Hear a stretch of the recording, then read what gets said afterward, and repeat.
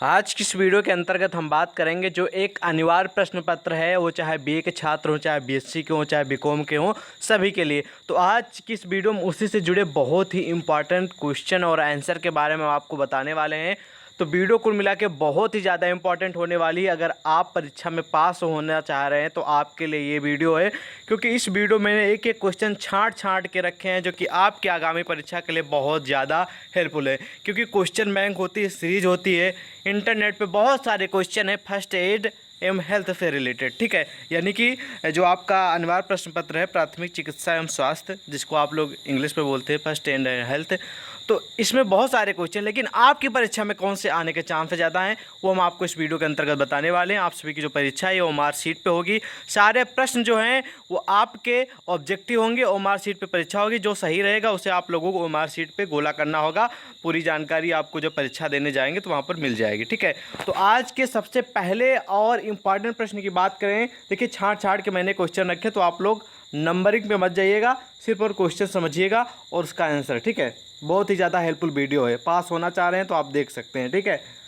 पहला प्रश्न है कि वायु आपके फेफड़ों में, ठीक है, वायु आपके फेफड़ों में के माध्यम से प्रवेश करती है। यानी कि अगर वायु है तो वो आपके फेफड़े में किसके माध्यम से प्रवेश करती है वो आपको बताना है, ठीक है। तो मैं आपको बता दूं ये बहुत ही हाई लेवल का प्रश्न है आपकी परीक्षा के लिए। अगर आप परीक्षा देना जा रहे हैं तो इस प्रश्न का आंसर आपको जानना चाहिए, क्योंकि आपकी परीक्षा में आने के बहुत ज़्यादा चांस हैं इस प्रश्न के। तो इस प्रश्न का आंसर हो जाएगा वायु आपके फेफड़ों में, ठीक है, ट्रेकिया, ठीक है, ट्रेकिया के माध्यम से प्रवेश करती है। याद रखिएगा, ये जर्नली क्वेश्चन है, आपको वैसे भी याद रखना चाहिए।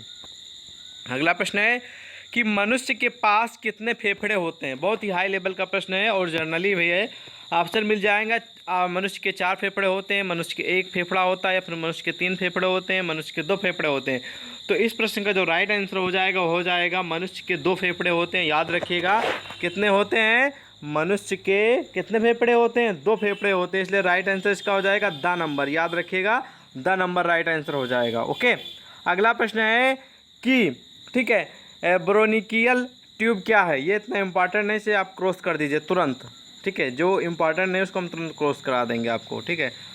अगला प्रश्न है कि कौन सी मांसपेशियां आपको सांस लेने और छोड़ने की अनुमति देती हैं। हाई लेवल का प्रश्न है तो इसका आंसर आपको जानना जरूरी है, तो हम इसका आंसर भी आपको बताएंगे, ठीक है। पहला ऑप्शन है कि मांसपेशियों जो आपके सांस लेने और छोड़ने की अनुमति देती हैं, ठीक है, वह नाक। बा नंबर है कि जो मांसपेशियां आपको सांस लेने और छोड़ने की अनुमति देती हैं वह श्वास नली है। सा नंबर है जो मांसपेशियां आपको सांस लेने और छोड़ने की अनुमति देती है वह है जीभ। या फिर दा नंबर है कि वे मांसपेशियां जो आपके सांस लेने और छोड़ने की अनुमति देती हैं वह डायफ्राम है। तो क्वेश्चन का जो राइट आंसर हो जाएगा वो हो जाएगा क्या, द नंबर। यानी कि आपका राइट आंसर क्या क्या कहलाएगा, वे मांसपेशियां जो आपके, ठीक है, आपको सांस लेने और छोड़ने की अनुमति देती हैं वह है, ठीक है, डायफ्राम। याद रखिएगा द नंबर राइट आंसर हो जाएगा, ओके।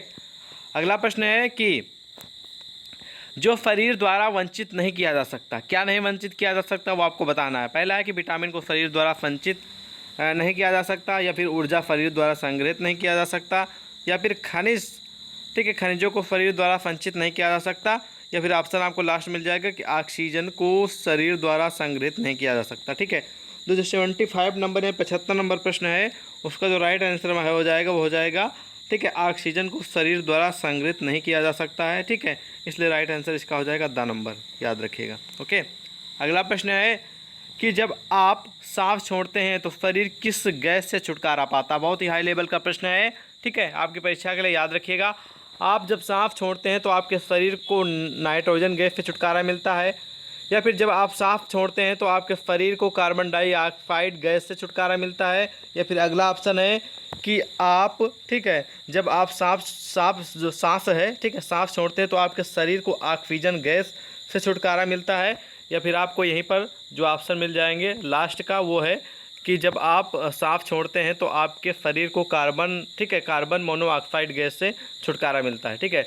तो इस प्रश्न का जो राइट आंसर हो जाएगा वो हो जाएगा ब नंबर। यानी कि जब आप सांस छोड़ते हैं तो आपके शरीर को कार्बन डाइऑक्साइड गैस के छुटकारा मिलता है, ठीक है, ब नंबर, जो मैंने पिछले भी बताया था, ठीक है, ऑप्शन नंबर ये, ठीक है, ये राइट आंसर हो जाएगा, ओके।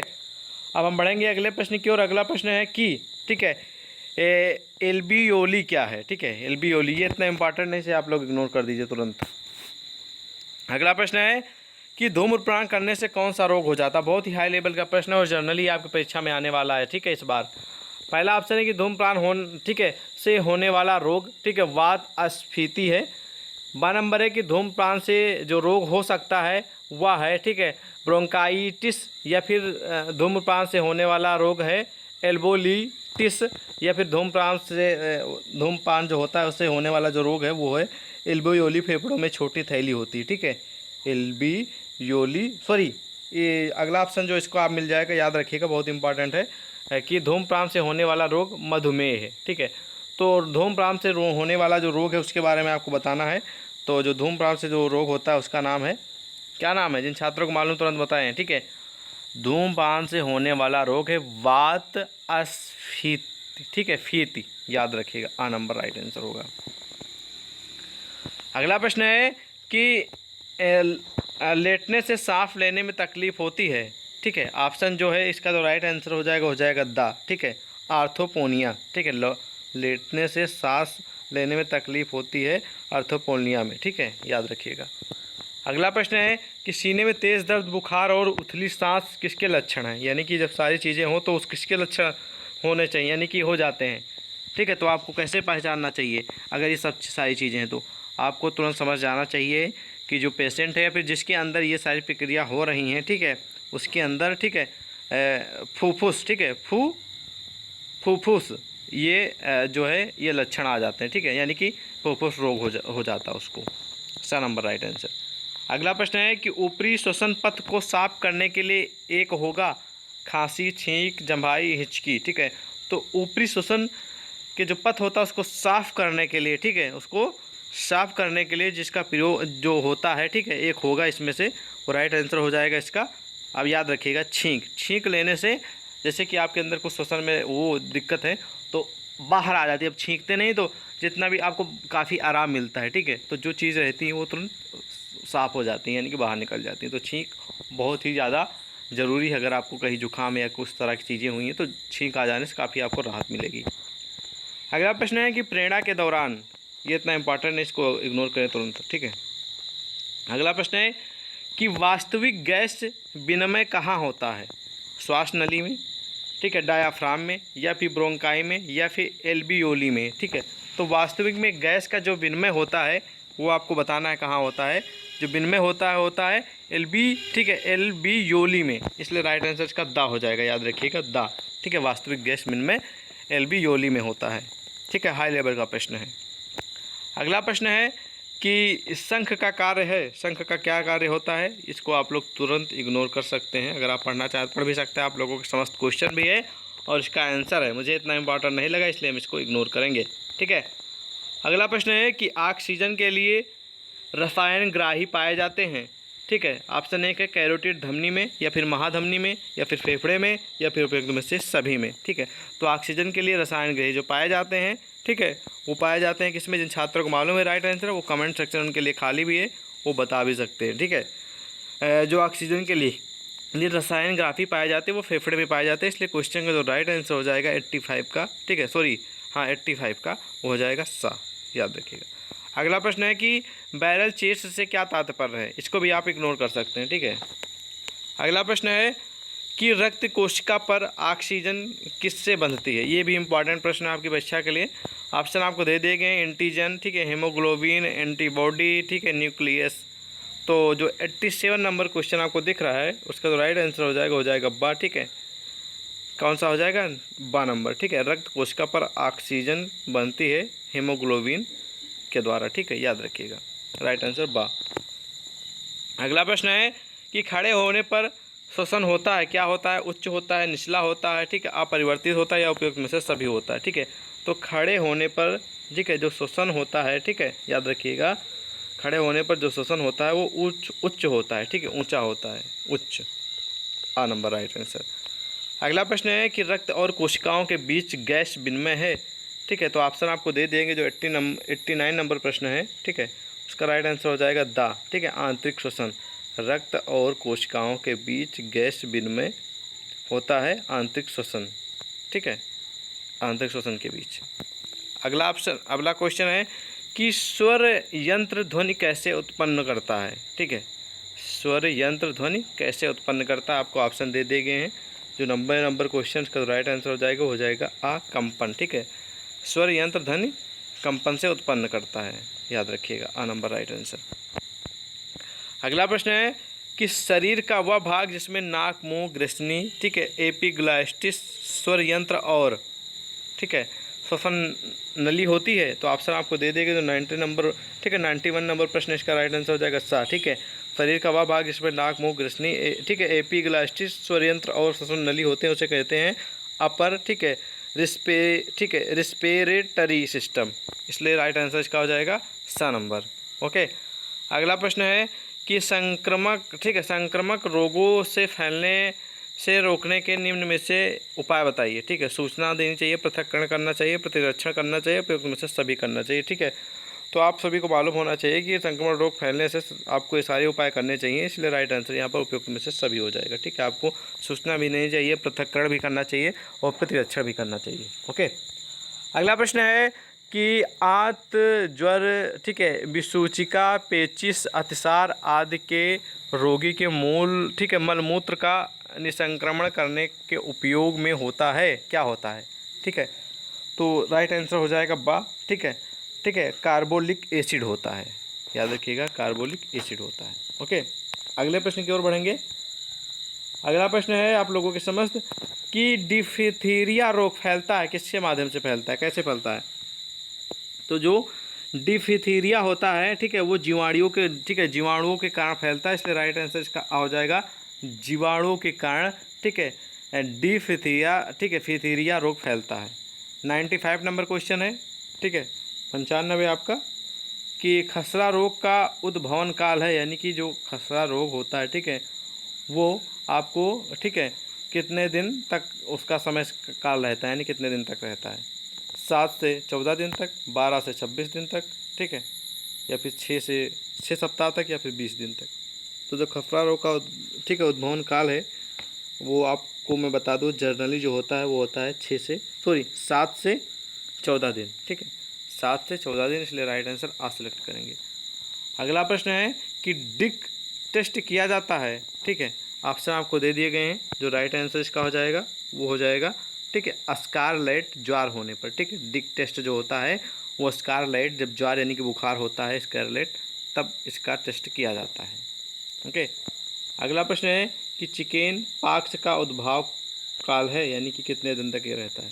ठीक है, ऑप्शन आपको दे दिए गए हैं। जो चिकेन पॉक्स का उद्भव काल जो है वो जो होता है 10 से 12 दिन। Right answer number. इतना इंपॉर्टेंट नहीं, आप लोग को मैंने बता दिया, लेकिन इतना इंपॉर्टेंट नहीं है प्रश्न। अगला जो इंपॉर्टेंट है आपकी परीक्षा के लिए कि नेत्र की भांति इंद्रियां हैं, कान, दांत, बाल, उपयुक्त में से कोई नहीं। ठीक है, तो नेत्र की भांति इंद्रियां जो हैं वो हैं, आपको बताना है राइट आंसर। ठीक है, कान। ठीक है, नेत्र की भांति इंद्रियां हैं कान, याद रखिएगा, आ नंबर। अगला प्रश्न है कि आकार व आकृति के आधार पर शरीर में कितनी हड्डियां होती हैं। बहुत ही हाई लेवल का प्रश्न है, आपकी परीक्षा में आने के पूरे चांस है। तो आकार व आकृति के आधार पर शरीर में जो हड्डियां, ठीक है, वो हैं 6, याद रखिएगा 6।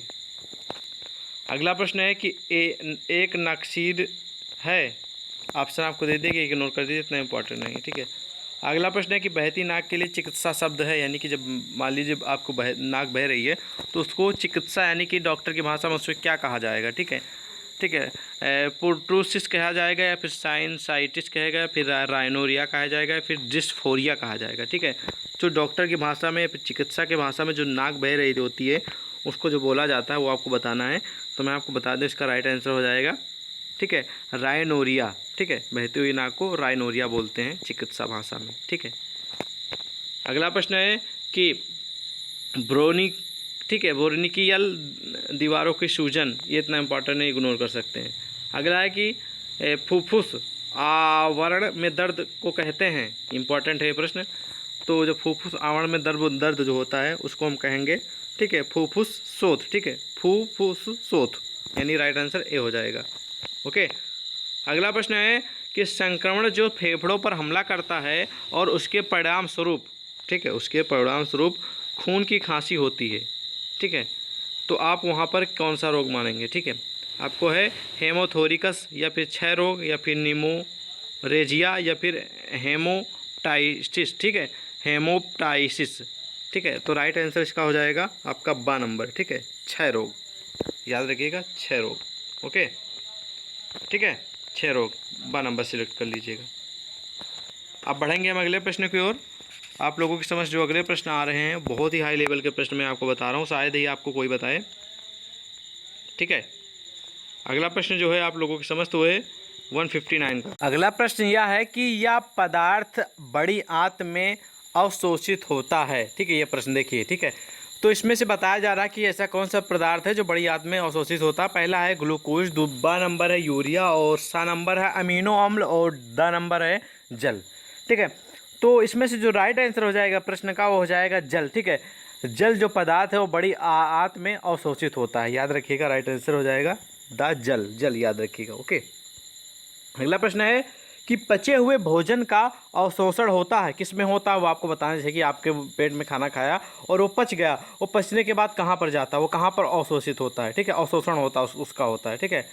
तो पहला है कि ग्रहणी में, ब नंबर है अमाशय में और सा नंबर है छोटी आंत में और द नंबर है बड़ी आंत में, याद रखिएगा। बहुत ही हाई लेवल का और इंपॉर्टेंट प्रश्न है, आपकी परीक्षा में देखने को मिलने के 99% चांस हैं, याद रखिएगा। पचे हुए भोजन का अवशोषण होता है, ठीक है, वो छोटी आंत में होता है, याद रखिएगा, किस में होता है, छोटी आंत में, सा नंबर राइट आंसर, ओके। अगला प्रश्न यह है कि टाइलिन नामक, ठीक है, एंजाइम पाया जाता है, जो ठीक है, टाइलिन नामक एंजाइम होता है वो पाया जाता है, आपको ऑप्शन दे दिए गए हैं जो 60, ठीक है, 161 जो राइट आंसर इसका हो जाएगा लाल रस में, याद रखिएगा। टाइलिन नामक एंजाइम जो है वो लाल रस में पाया जाता है, ओके, समझ में आ गया, याद रखिएगा। अगला प्रश्न है कि रुधिर यानी कि रक्त की, ठीक है, रुधिर की शुद्ध शरीर, ठीक है, शुद्धि शरीर के किस अंग में होती है। रुधिर आप लोग समझ रहे हैं ना, ब्लड, खून, ठीक है, श्वसन नलिका में या फिर आमाशय में या फिर फेफड़े में या फिर हृदय में, ठीक है। रुधिर की शुद्धि शरीर के विषय, ठीक है, सॉरी, रुधिर की शुद्धि शरीर के जो अंग में होती है, ठीक है, उस अंग का जो नाम है, जिन छात्रों को मालूम है वो कमेंट करके बता सकते हैं, ठीक है, फेफड़े में, ठीक है, रुधिर की शुद्धि शरीर के फेफड़े अंग में होती है, याद रखिएगा, राइट आंसर सा नंबर। अगला प्रश्न यह है कि मनुष्य के शरीर में फेफड़ों की संख्या कितनी होती है, आप सभी को मैंने अभी थोड़ी देर पहले बता ही दिया है, कितनी होती है, 2, याद रखिएगा, 163 नंबर जो राइट आंसर हो जाएगा 2, ओके। अगला प्रश्न है कि श्वसन क्रिया का प्रमुख अंग कौन सा है, ठीक है, श्वसन क्रिया का, याद रखिएगा, बहुत ही इंपॉर्टेंट प्रश्न है। ऑप्शन आपको दे दिए गए हैं, 164 नंबर जो प्रश्न है उसका राइट आंसर हो जाएगा फेफड़े, ठीक है, श्वसन क्रिया का जो प्रमुख अंग है वो है फेफड़ा। अगला प्रश्न है कि श्वासोच्छ्वास प्रक्रिया में सहायक नहीं है, ये इंपॉर्टेंट है, इसको इग्नोर कर दें, ठीक है। अगला प्रश्न है कि श्वसन क्रिया व अंग का, ठीक है, श्वसन क्रिया का यह अंग श्वसन क्रिया और रक्त शुद्धि दोनों में कार्य करता है, उसका क्या नाम है, राइट आंसर आपको बताना है। तो राइट आंसर इस प्रश्न का जो हो जाएगा, अब याद रखिएगा, बहुत इंपॉर्टेंट प्रश्न है, ठीक है, फेफड़े, ठीक है, श्वसन क्रिया का यह अंग यानी कि फेफड़ा जो अंग है वो श्वसन क्रिया और रक्त शुद्धि दोनों में कार्य करता है, ओके। अगला प्रश्न है कि प्राण वायु कहलाती है, किसको कहते हैं, प्राण वायु का, प्राण का मतलब हो गया कि आप लोग जैसे जीवित रहते हैं, जो आप लोग वायु लेते हैं, ठीक है, जो हवा लेते हैं, ठीक है। ऑप्शन आपको दे दिए गए, इसका आंसर आप सभी को मालूम ही होगा क्या हो जाएगा, इस क्वेश्चन का राइट आंसर हो जाएगा ऑक्सीजन, ठीक है, प्राण वायु को कहते हैं, ऑक्सीजन को कहते हैं, ठीक है। इंपॉर्टेंट प्रश्न है आपकी परीक्षा की, याद रखिएगा। अगला प्रश्न है कि फेफड़ों की संरचना होती है, किससे होती है, आपको बताना है, ठोस से, तरल से, स्पंजी या कोमल से, अस्पष्ट से, ठीक है। तो फेफड़ों की जो संरचना होती है वो आपको बताना है, फिर राइट आंसर इसका हो जाएगा स्पंजी एवं कोमल, ठीक है, होती है, ठीक है, फेफड़ों की जो संरचना है वो स्पंजी एवं कोमल होती है, सा नंबर राइट आंसर। अगला प्रश्न है कि फेफड़ों में वायु बाहर निकालने की क्रिया को क्या कहते हैं, ठीक है, फेफड़ों में वायु बाहर निकालने की प्रक्रिया को, यानी क्रिया को जो हम कहेंगे वो कहेंगे हम, ठीक है, निःश्वसन, ठीक है, निःश्वसन, ठीक है, राइट आंसर बा हो जाएगा, समझ में आ गया, इंपॉर्टेंट प्रश्न ये। तो इसमें जो मैंने प्रश्न बताए हैं सारे इंपॉर्टेंट आपको मिले हैं और आपकी परीक्षा में आने के भी बहुत ज़्यादा चांस है, ठीक है। अगले प्रश्न की ओर बढ़ते हैं। अगला प्रश्न है कि होमोग्लोबिन किस में सहायक होता है। तो देखिए अभी आप लोग को मैं बता दूं कि ज़्यादा टाइम नहीं है, तो मैं आपको राइट आंसर तुरंत बता दे चल रहा हूँ कि इंपॉर्टेंट वाले प्रश्नों के तो आप लोग समझिएगा, ठीक है, क्योंकि वीडियो बहुत ज़्यादा लंबी हो सकती है, क्योंकि बहुत सारे क्वेश्चन हैं। तो मैं आपको इंपॉर्टेंट क्वेश्चन तुरंत बता दे रहा हूँ और आंसर भी सिलेक्ट करा दे रहा हूँ। आप लोग बाद में पॉज करके वीडियो देखते रहिएगा, फिर स्क्रीनशॉट ले लीजिएगा। प्रश्न है कि हीमोग्लोबिन किस में सहायक होता है? तो राइट आंसर इसका क्या हो जाएगा? जिन छात्रों को राइट आंसर मालूम है वो बता भी सकते हैं, ठीक है। राइट आंसर क्वेश्चन जो 170 इसका हो जाएगा 12 नंबर, ठीक है, श्वसन में। ओके, अगला प्रश्न है कि एक स्वस्थ मनुष्य 1 मिनट में कितनी, ठीक है, मिनट में श्वास लेता है कितनी बार? ठीक है, स्वस्थ मनुष्य 1 मिनट में श्वास लेता है, याद रखिएगा। ओके, राइट आंसर इसका हो जाएगा आ नंबर, ठीक है, 15 से 18 बार। ओके, अगला प्रश्न है कि मनुष्य की श्वास नलिका का निर्माण होता है किसके द्वारा होता है, वो आपको बताना है, ठीक है। तो इस क्वेश्चन का राइट आंसर हो जाएगा 12 नंबर, ठीक है, सी के आकार का उपास्थि से। ओके, अगला प्रश्न है कि हृदय बना है किससे बना है? ऐच्छिक पेशियों द्वारा, अनुपेक्षिक पेशियों द्वारा, हृदय पेशी द्वारा, ठीक है, कार्टिलेज द्वारा। तो इस जो हृदय बना होता है वो होता है, ठीक है, अनैच्छिक पेशियों द्वारा। राइट आंसर इसका हो जाएगा 12 नंबर। अगला प्रश्न है कि रक्त के कार्य होते हैं, ठीक है, रक्त के कार्य ऑप्शन आपको दे देंगे। राइट आंसर जो हो जाएगा बा, रोगों से सुरक्षा, ठीक है, रक्त का कार्य होता है रोगों से सुरक्षा करना, ठीक है। अगला प्रश्न है कि मनुष्य में सामान्यतः हृदय धड़कता है प्रति मिनट कितनी बार धड़कता है, वो आपको बताना। बहुत ही जनरली क्वेश्चन, आप सभी को इसका आंसर मालूम, मुझे पता है, ठीक है, 72 से 75 बार धड़कता है। ओके, आप सभी को मालूम है। अगला प्रश्न है कि रक्त को हृदय से विभिन्न अंगों की ओर ले जाने वाली कौन सी अंग, यानी कि कौन सी इसमें से पार्ट है, ठीक है, कौन सा अंग है? शिराएँ, धमनियाँ, हृदय धमनियाँ, उपयुक्त में से कोई नहीं, ठीक है। तो हृदय को, ठीक है, सॉरी, रक्त को हृदय से विभिन्न अंगों की ओर पहुंचाने वाली या फिर ले जाने वाली जो कोशिका है, या फिर आप कह सकते हैं जो पार्ट है, ठीक है, वो है धमनियाँ, ठीक है, 12 नंबर राइट आंसर हो जाएगा। अगला प्रश्न है कि परिसंचरण संस्थान का अंग नहीं है, परिसंचरण संस्थान का अंग नहीं, कौन सा नहीं, वो आपको बताना है, ठीक है। राइट आंसर उसका हो जाएगा दा, गुर्दे, ठीक है, गुर्दे नहीं है, याद रखिएगा। अगला प्रश्न है कि परिसंचरण तंत्र का प्रमुख अंग कौन है? ठीक है, परिसंचरण तंत्र का प्रमुख अंग जो है अंग, ठीक है, अंग आपको बताना। बहुत इंपॉर्टेंट प्रश्न है ये भी, आपकी परीक्षा करे, याद रखिएगा, ठीक है। राइट आंसर इसका हो जाएगा फेफड़े, ठीक है, फेफड़े। अगला प्रश्न है कि ऑक्सीजन युक्त रक्त प्रवाहित होता है, कहाँ पर प्रवाहित होता है, वो आपको बताना, ठीक है। तो ऑक्सीजन युक्त रक्त जो प्रवाहित होता है वो धमनियों में होता है, आ नंबर राइट आंसर हो जाएगा। सारे हाई लेवल के प्रश्न हैं, याद रखिएगा। अगला प्रश्न है कि किसमें कपाट होता है, ठीक है, किसमें कपाट होता है? तो राइट आंसर इसका हो जाएगा शिराओं में, ठीक है, कपाट पाया जाता है या फिर कपाट होता है, इसलिए राइट आंसर इसका हो जाएगा 12 नंबर। ओके, अगला प्रश्न है कि हृदय द्वारा महत्वपूर्ण कार्य किया जाता है, किसके द्वारा किया जाता है, वो आपको बताना है। बहुत इंपॉर्टेंट प्रश्न ये भी है, 181 नंबर, ठीक है। तो राइट आंसर इसका हो जाएगा नियत रूप से धड़कना, ठीक है, हृदय द्वारा महत्वपूर्ण कार्य किया जाता है कि नियत रूप से धड़कना। ओके, अगला प्रश्न है कि ग्रास नली को और भी किस नाम से जाना जाता है, फिर कहा जाता है? आपको राइट आंसर इसको बताना है। इसमें से जो राइट आंसर हो जाएगा, इन जो ऑप्शन आपको दे दिए गए हैं, ठीक है, इनमें राइट आंसर हो जाएगा आ, ठीक है। ग्रास नली को हम आहार नली भी कहते हैं या फिर आहार नली भी कहा जाता है, याद रखिएगा। बहुत ही हाई लेवल का प्रश्न है, 99% चांसेस प्रश्न के आने के। ओके, अगला प्रश्न है कि ग्रास नली श्वास नली के लिए, यानी कि ग्रास नली जो है वो पश्च श्वास नली के लिए या फिर अग्र है या फिर पार्श्व है या फिर पृष्ठीय है, ठीक है। तो जो 183 जो क्वेश्चन है, इसका जो राइट आंसर हो जाएगा आ नंबर, ठीक है। ग्रास नली पश्च श्वास नली के लिए है, ठीक है। अगला प्रश्न है कि पेट के कितने भागों में बना होता है, ठीक है, तो आपको बताना है, ठीक है। जो पेट होता है, ठीक है, वो 3 भागों में बना होता है, ठीक, कितने भागों में? 3 भागों में। राइट आंसर इसका हो जाएगा आ नंबर। ओके, अगला प्रश्न है कि बड़ी आंत के पहले भाग को क्या कहा जाता है, ठीक है। तो जो बड़ी आंत होती है उसके जो पहले भाग को जो कहा जाता है वो कहा जाता है सीकम, ठीक है, सीकम, याद रखिएगा, सीकम दा नंबर राइट आंसर हो जाएगा। बड़ी आंत के पहले भाग को सीकम कहा जाता है। अगला प्रश्न है कि बड़ी आंत के दूसरे भाग कोलन में, ठीक है, कोलन में कौन सा अंग होता है, वो आपको बताना है, ठीक है। तो बड़ी आंत के दूसरे भाग कोलन, ठीक है, कोलन में जो होता है वो होता है अवरोही अंग, आरोही अंग, अनुप्रस्थ अंग, यानी कि राइट आंसर इसका हो जाएगा दा। ओके, अगला प्रश्न है कि ग्रहणी के बाद छोटी आंत के, ठीक है, ग्रहणी के बाद छोटी आंत के भाग को क्या कहा जाता है, ठीक है। तो इस क्वेश्चन का राइट आंसर हो जाएगा, ठीक है, ग्रहणी के बाद छोटी आंत के भाग को ठीक है, मध्यांतर कहा जाता है। आ नंबर राइट आंसर हो जाएगा, याद रखिएगा। अगला प्रश्न है कि हैजा रोग फैलता है, जनरली क्वेश्चन है और हाई लेवल का है, एग्जाम में देखने को भी मिल सकेगा। ठीक है, 99% चांस है, तो आपको जनरली क्वेश्चन याद भी होगा। इसका आंसर जो हैजा रोग फैलता है वो किससे फैलता है, जिन छात्रों को मालूम राइट आंसर बताएं कमेंट में। ठीक है, हैजा रोग जल से फैलता है, याद रखिएगा, जल से। ओके, अगला प्रश्न है कि टाइफाइड होता है, ऑप्शन आपको दे दिए गए हैं। जो टाइफाइड होता है वो सल्मोना, ठीक है, मोनेला टाइफी से होता है। राइट आंसर आ हो जाएगा, याद रखिएगा, इंपॉर्टेंट प्रश्न है ये। ओके, अगला प्रश्न आप लोगों की समझ आ गया है कि ठीक है, वी ये इतना इंपॉर्टेंट है, इसे इग्नोर करिए, लेकिन आप पढ़ना चाहते पढ़ सकते हैं। इसका आंसर हम आपको बता देंगे। ठीक है, कि जो आपका ठीक है, वीब्रियो, ठीक है, कालरा नामक जीवाणु जो फैलता है, वो जो फैलता है वो ठीक है, उससे क्या होता है वो आपको बताना है। ठीक है, तो यहाँ पर जो राइट आंसर हो जाएगा इस प्रश्न का, यानी कि 190 नंबर प्रश्न का राइट आंसर हो जाएगा हैजा। ठीक है, याद रखिएगा, हैजा।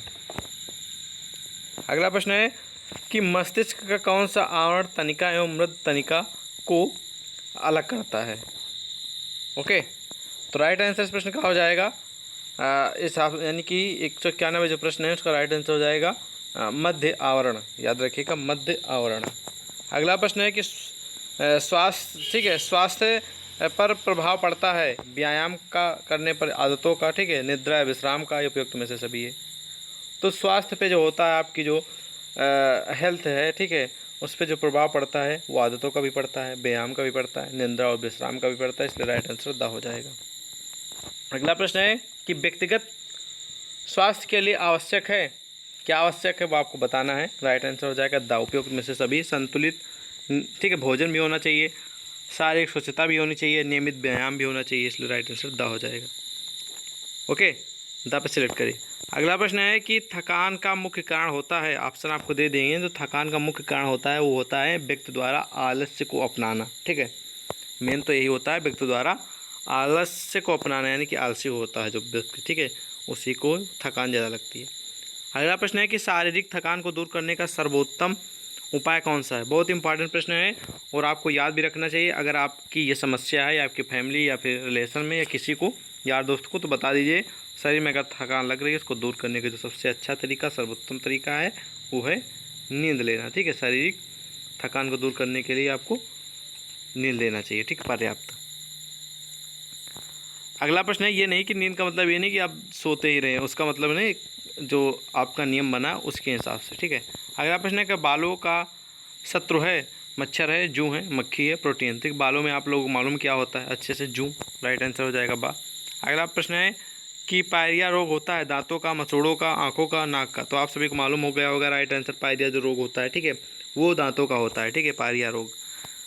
अगला प्रश्न है कि त्वचा की स्वच्छता प्रतिदिन करनी चाहिए, क्योंकि इससे शरीर ठीक रहता है, इससे त्वचा का रोग नहीं होता है, इससे शरीर कोमल रहता है, इससे भूख अधिक लगती है। ठीक है, त्वचा की स्वच्छता जो है वो प्रतिदिन करनी चाहिए, जिससे आप सभी को, ठीक है, इससे त्वचा का कोई भी, यानी कि त्वचा को साफ रखने से, स्वच्छ रखने से इसमें कोई रोग नहीं होता है, इसलिए राइट आंसर इसका बा हो जाएगा।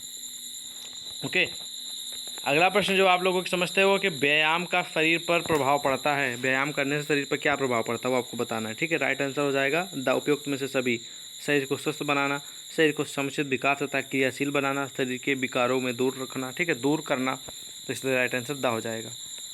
अगला प्रश्न है कि व्यक्तिगत स्वास्थ्य रक्षा के लिए बचना चाहिए। ठीक है, व्यक्तिगत स्वास्थ्य रक्षा के लिए बचना चाहिए, किससे बचना चाहिए वो आपको बचना चाहिए, किससे, ठीक है, मादक द्रव्यों के सेवन से, मादक द्रव्यों के सेवन से। राइट आंसर द हो जाएगा, याद रखिएगा। अगला प्रश्न है कि स्वस्थ मनोरंजन, ठीक है, स्वस्थ मनोरंजन से सुधार होता है, क्या सुधार होता है वो आपको बताना है। ठीक है, ठीक है, 201 नंबर क्वेश्चन का राइट आंसर हो जाएगा सा। ठीक है, व्यक्ति को मानसिक स्वास्थ्य में। ठीक है, अगला प्रश्न आप लोगों की समझते हैं कि सामान्य स्वस्थ व्यक्ति के शरीर का तापक्रम होता है, कितना होता है वो आपको बताना है। ठीक है, राइट आंसर जो हो जाएगा मैं आपको बता दूं, बा हो जाएगा, बा। ठीक है, 98.4, ठीक है, 98 4 डिग्री, ठीक है, फ़ारेनहाइट, ठीक है। राइट आंसर इसका हो जाएगा 12 नंबर, ठीक है, 98.4 डिग्री फ़ारेनहाइट। ओके, अगला प्रश्न है कि पर्यावरण का आशय है, पर्यावरण का आशय क्या है वो आपको बताना है, ठीक है। बहुत इंपॉर्टेंट प्रश्न है आपकी परीक्षा के लिए। तो राइट आंसर इसका हो जाएगा आपका वह वातावरण जो हमें चारों ओर से ढके हुए है, ठीक है, यानी कि वह वातावरण जो हमें चारों ओर से ढके है उसे हम पर्यावरण कहते हैं, ठीक है। Number right answer. अगला प्रश्न है कि प्राकृतिक पर्यावरण होता है, आपको ऑप्शन दे दिए गए हैं। जो इस प्रश्न का राइट आंसर हो जाएगा सा, यानी कि अजैविक भी होते हैं और जैविक भी होते हैं। राइट आंसर सा लिखते हैं। अगला प्रश्न है कि प्रदूषण से आशय है, यानी कि जो प्रदूषण फैलाते हैं लोग या फिर फैलता है किसी के माध्यम से, ठीक है, तो उससे क्या आशय है। तो राइट आंसर हो जाएगा प्राकृतिक जल, वायु, भूमि का क्रमिक रूप से दूषित होना, ठीक है, इससे ये प्रभाव पड़ता है, यानी कि पूरी तरह दूषित हो जाता है प्रदूषण से, ठीक है। राइट आंसर हो जाएगा। इंपॉर्टेंट और हाई लेवल का प्रश्न है। अगला प्रश्न है कि प्राकृतिक निसंक्रमकों के अंतर्गत आते हैं, क्या आते हैं, आपको 4 ऑप्शन दिए गए, इनमें राइट आंसर जो हो जाएगा क्या हो जाएगा 206 नंबर राइट आंसर दा हो जाएगा, ठीक है। शुद्ध वायु, सूर्य का प्रकाश, शुष्क ताप, ये सारी चीज़ें हो जाएंगे, इसलिए ये ठीक है प्राकृतिक निसंक्रमकों के अंतर्गत आते हैं, इन्हीं के अंदर आते हैं, ठीक है। राइट आंसर दा और बा दोनों, ठीक है। सूर्य का प्रकाश और शुद्ध वायु दोनों जरूरी हैं, ओके, इसके अंतर्गत आते हैं। अगला प्रश्न है कि भौतिक निसंक्रमकों में शामिल है, ऑप्शन आपको दे दिए गए, जो 207 नंबर प्रश्न आपको दिख रहा है, ठीक है, उसका राइट आंसर हो जाएगा और बा दोनों, यानी कि आपका शुष्क ताप और आर्द्र ताप दोनों। अगला प्रश्न है कि रासायनिक निसंक्रमणों में आते हैं, ठीक है, रासायनिक निसंक्रमण में जो आते हैं उसका जो नाम है वो आप कमेंट सेक्शन में बता सकते हैं। उपयुक्त में से सभी आते हैं, ठीक है, आपके ये तीनों आते हैं, इसलिए राइट आंसर दा हो जाएगा। अगला प्रश्न है कि कीटाणुओं द्वारा कौन से रोग फैलाए जाते हैं, ठीक है, या फिर फैलते हैं, ठीक, कीटाणुओं द्वारा। ऑप्शन आपको दे दिए गए हैं। 9 नंबर जो क्वेश्चन उसका राइट आंसर हो जाएगा द मलेरिया, कलरा, जार एवं डेंगू, फ्लैग, टाइफाइड एवं हैजा, ठीक है। तो ये आपको ऑप्शन दिए गए, इसमें जो राइट आंसर हो जाएगा वो हो जाएगा आ और बा दोनों, ठीक है, मलेरिया, काला जार एवं डेंगू और फ्लैग, ठीक है, फ्लैग। राइट आंसर दा हो जाएगा, याद रखिएगा, ओके। अगला प्रश्न है कि अंतर्ग्रहण द्वारा ठीक है फैलाने वाले रोग हैं, आपको बताना है। अंतर्ग्रहण द्वारा फैलने वाले रोग हैं, ठीक है, फैलने वाले रोग हैं। तो जो 210 नंबर प्रश्न है उसका राइट आंसर सा हो जाएगा, हैजा व बाल पक्षाघात, याद रखिएगा, हैजा व बाल पक्षाघात, राइट आंसर सा, ओके। अगला प्रश्न है कि अंतःश्वसन से होने वाली बीमारियां, इग्नोर कर दीजिए, इसको आप पढ़ना चाहे पढ़ भी सकते हैं। चेचक का जीवाणु होता है, इंपॉर्टेंट प्रश्न है, 212 नंबर, ठीक है, तो आ नंबर राइट आंसर हो जाएगा वेरिओला वायरस, ठीक है, आ नंबर। अगला प्रश्न है कि तपेदिक रोग फैलता है, किसके माध्यम से फैलता है वो आपको बताना है। तो राइट आंसर इस प्रश्न का हो जाएगा सा नंबर, ठीक है, ट्यूबरकिल बैसिलस द्वारा फैलता है, ठीक है, ट्यूबरकिल बैसिलस द्वारा, सा नंबर राइट आंसर, ओके। अगला प्रश्न है कि नेत्र के सहायक अंग होते हैं, कौन कौन से होते हैं आपको बताना है। तो राइट आंसर दा हो जाएगा, ये उपयुक्त में से सभी होते हैं। आफ्र उपकरण भी होता है, पलके और भौं भी होते हैं, और नेत्र इसमें होता है, ये सारे होते हैं, इसलिए राइट आंसर उपयुक्त में से सभी सिलेक्ट करेंगे आ, ठीक है, दा नंबर। अगला प्रश्न है कि दूरदृष्टि दोष में, ठीक है, अच्छी गोलक होता है, बहुत इंपॉर्टेंट प्रश्न है, याद रखिएगा, ठीक है। तो इस प्रश्न का राइट आंसर हो जाएगा आ, ठीक है, चपटा सा, दूरदृष्टि दोष में ठीक है अच्छी गोलक होता है वो चपटा सा होता है, राइट आंसर आ हो जाएगा, ठीक है। अब बढ़ते हैं अगले प्रश्न की ओर। प्रश्न जो आपको दिख रहा है बहुत ही हाई लेवल का है कि निकट दृष्टता दोष में, ठीक है, अच्छी गोलक हो जाता है, कैसा हो जाता है वो आपको बताना है। तो आपको आपके समस्त जो ऑप्शन दिए गए इसमें जो राइट आंसर हो जाएगा वो आपको बताना है। तो जो छात्र बता सकते हैं वो कमेंट में ज़रूर बताया करें, ठीक है। राइट आंसर हो जाएगा बा, ठीक है, लंबाकार, ठीक है, बहुत इंपॉर्टेंट प्रश्न है। तो दोस्तों मैं आपको बता दूं वीडियो बहुत ज़्यादा लंबी हो रही है, अब आप लोगों के पास ज़्यादा टाइम नहीं होगा क्योंकि आपको और भी तैयारी करनी है पूरी तरह। तो इसमें जो क्वेश्चन है और जो इंपॉर्टेंट क्वेश्चन वही मैंने सारे एक छाँट के रखे हैं, और सारे क्वेश्चन का आंसर उसके सामने आपको मिल जाएगा। अगर आप लोग ये सारे के सारे जो क्वेश्चन इंपॉर्टेंट है जो मैंने तैयार किए हैं, अगर आप लोग ये चाहते हैं, ठीक है, तो आप हमारे टेलीग्राम चैनल से जुड़ जाइए, क्योंकि वीडियो के डिस्क्रिप्शन में टेलीग्राम और व्हाट्सएप ग्रुप का लिंक है। जो छात्र हमें कमेंट में यानी कि व्हाट्सएप ग्रुप पे या फिर कमेंट में लिख के भेजेंगे, ठीक है, फर्स्ट एड एग्ज़ाम 2022, उनको हम ये सारे क्वेश्चन और आंसर दोनों प्रोवाइड कर देंगे। अगर आपको फ्री में चाहिए तो हमारी वेबसाइट से ज्वाइन हो सकते हैं, लिंक वीडियो के डिस्क्रिप्शन में, जिसका नाम है questionpaper.com। वहाँ पर सारे क्वेश्चन आपको उपलब्ध करा दिए जाएंगे, ठीक है। इसके अलावा आप लोग अच्छे से पढ़ लेंगे तो आपको काफ़ी मदद मिल जाएगी। हम आपको क्वेश्चन और आंसर इंपॉर्टेंट बताते हैं, लेकिन टाइम ज़्यादा है नहीं, इसलिए आप लोग ये सारे क्वेश्चन का आंसर आप लोग आसानी से, आपको पास जब टाइम मिले तो आप लोग पढ़ लीजिएगा, ठीक है। ठीक है, अब हम आपको मिलते हैं नेक्स्ट वीडियो में, तब तक के लिए जय हिंद।